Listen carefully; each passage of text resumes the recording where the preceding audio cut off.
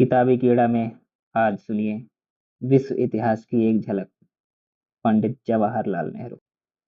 5 प्राचीन भारत के ग्राम गणराज्य।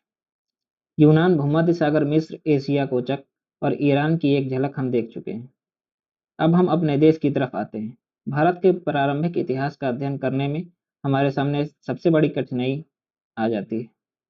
आदि आर्य लोगों ने, जिन्हें अंग्रेजी में इंडो एरियन कहते हैं, इतिहास लिखने की तरफ ध्यान ही नहीं दिया। हम अपने पिछले पत्रों में देख चुके हैं कि ये लोग बहुत सी बातों में कितने बढ़े चढ़े थे। इन लोगों के रचे हुए ग्रंथ, वेद, उपनिषद, रामायण, महाभारत वगैरह ऐसे हैं जिन्हें महान लोग ही लिख सकते थे।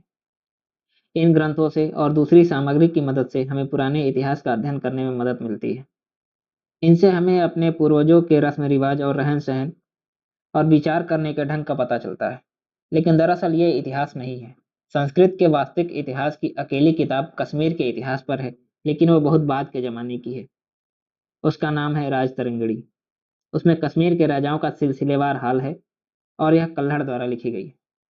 जब आर्यों ने भारत में कदम रखा, यह देश पहले से ही सभ्य हो चुका था। दरअसल उत्तर पश्चिम में मोहनजोदड़ो के खंडहर से अब तो यह निश्चित मालूम पड़ता है कि आर्यों के आने के बहुत दिनों पहले से इस देश में एक महान सभ्यता मौजूद थी।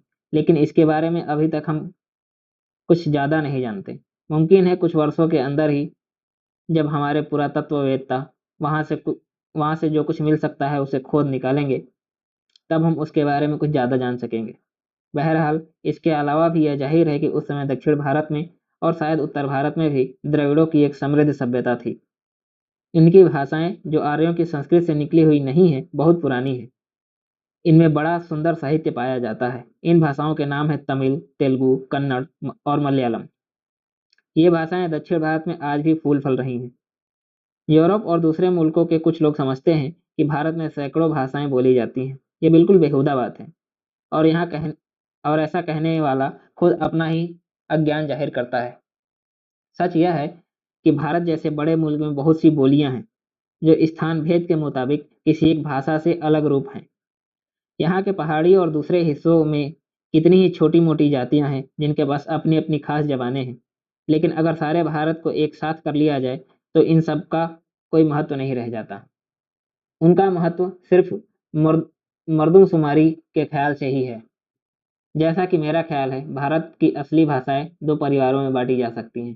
पहला परिवार द्रविड़ भाषा का है, जिसका ऊपर जिक्र आ चुका है। दूसरा भारतीय आर्य जाति का भाषा है। भारतीय आर्यों की मुख्य भाषा संस्कृत थी, और भारत की सारी आर्य भाषाएं हिंदी, बंगला, गुजराती और मराठी संस्कृत से ही निकली हैं। इनके अलावा कुछ और भेद भी हैं। असम में असामी, तो उड़ीसा में उत्कल में उड़िया बोली जाती है। उर्दू भी हिंदी की ही एक किस्म है। हिंदुस्तानी का मतलब हिंदी और उर्दू दोनों से है। इस तरह भारत की मुख्य भाषाएं 10 हैं: हिंदुस्तानी, बांग्ला, गुजराती, मराठी, तमिल, तेलुगु, कन्नड़, मलयालम, उड़िया और असमी। इनमें से हिंदुस्तानी, जो अपनी मातृभाषा है, सारे उत्तर भारत में पंजाब, उत्तर प्रदेश, बिहार, मध्य प्रदेश, राजस्थान, दिल्ली और मध्य भारत में बोली जाती है। जो जो देश आज अफगानिस्तान कहलाता है, वह उस समय और बाद में बहुत वर्षों तक भारत का हिस्सा था। भारत का उत्तर पश्चिमी हिस्सा गांधार कहलाता था। सारे उत्तर में सिंध और गंगा के मैदान में आर्यों की बड़ी बड़ी बस्तियां थी।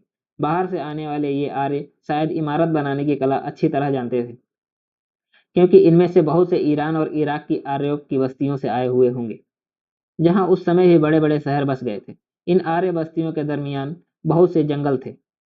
खासकर उत्तरी और दक्षिणी भारत के बीच तो एक बहुत घना जंगल था। यह संभव नहीं मालूम होता कि आर्य लोगों की कोई बड़ी तादाद इन जंगलों को पार करके दक्षिण में बसने गई हो।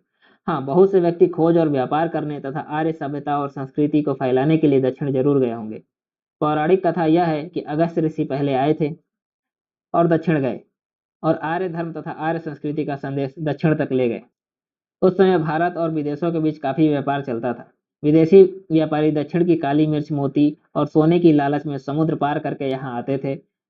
यहाँ से शायद चावल भी बाहर जाता था। बाबुल के पुराने राजमहलों में मालाबार का सागवान मिला है।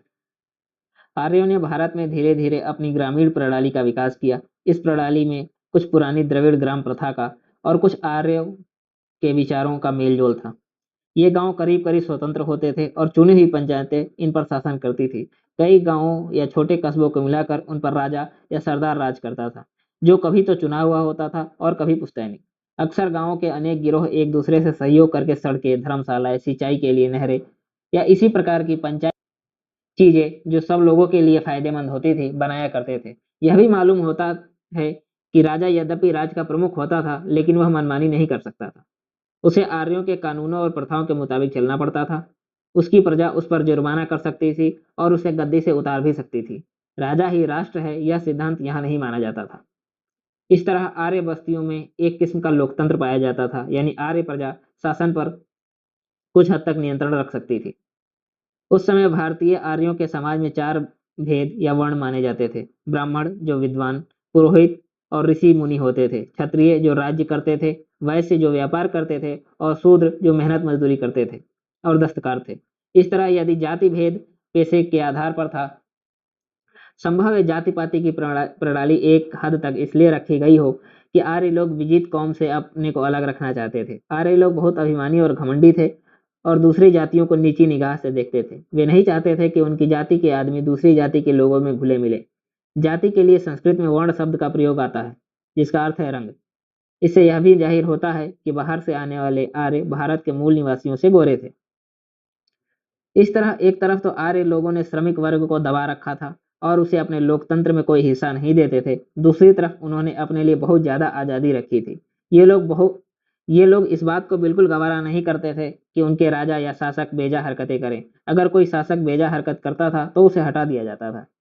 आमतौर पर राजा क्षत्रिय होते थे, लेकिन कभी कभी लड़ाइयों या अन्य संकटों के समय शूद्र या नीच से नीच जाति का आदमी भी अगर इतना योग्य होता तो राजगद्दी पा सकता था।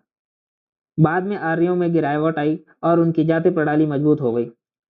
आपस में बहुत से विभाग हो जाने की वजह से मुल्क कमजोर पड़ गया और नीचे गिर गया। ये लोग आजादी की अपनी पुरानी भावना को भी भूल गए, क्योंकि पुराने जमाने में कहा जाता था कि आर्य कभी दास नहीं बनाया जा सकता। आर्य नाम को कलंकित करने के बजाय मर जाना कहीं ज्यादा अच्छा समझा जाता था। आर्यों की बस्तियां, उनके कस्बे और गांव बेतुके ढंग से नहीं बनाए गए थे।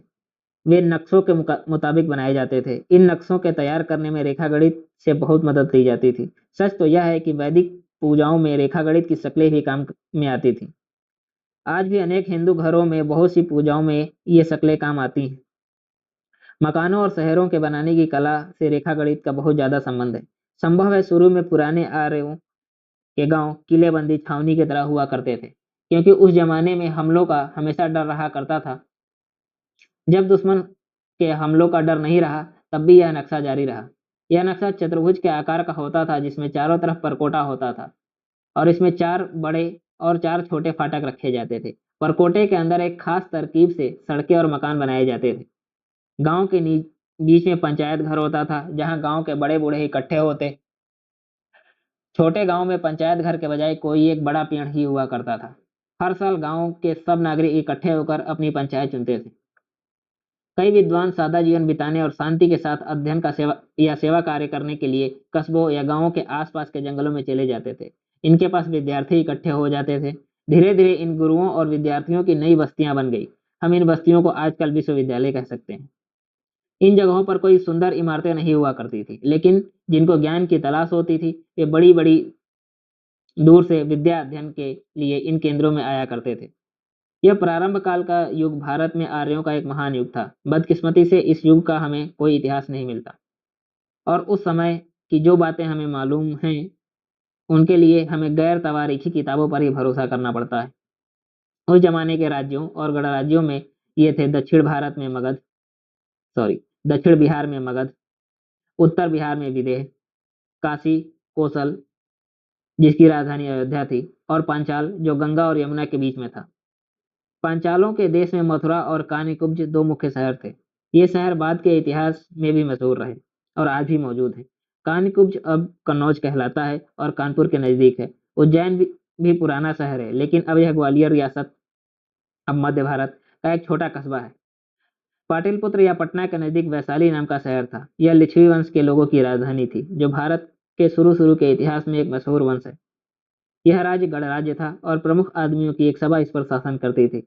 इनका एक चुना हुआ सभापति हुआ करता था, जिसे नायक कहते थे। ज्यों ज्यों जमाना गुजरा, बड़े बड़े कस्बे और शहर बनते गए, व्यापार बढ़ा और कारीगरों की कला और दस्तकारी ने भी उन्नति की। शहर बड़े बड़े केंद्र हो गए, जंगल के आश्रम जहाँ विद्वान ब्राह्मण अपने शिष्यों के साथ रहा करते थे बढ़कर बड़े बड़े विश्वविद्यालय बन गए। विद्या के इन केंद्रों में वे सब विषय पढ़ाए जाते थे जिनका उस समय मनुष्य को ज्ञान था। ब्राह्मण युद्ध कला भी सिखलाते थे। महाभारत में पांडवों के गुरु द्रोणाचार्य ब्राह्मण थे, जो उन्हें अन्य विषयों के अलावा युद्ध कला की भी शिक्षा देते थे। अध्याय 6, चीन के 1000 वर्ष।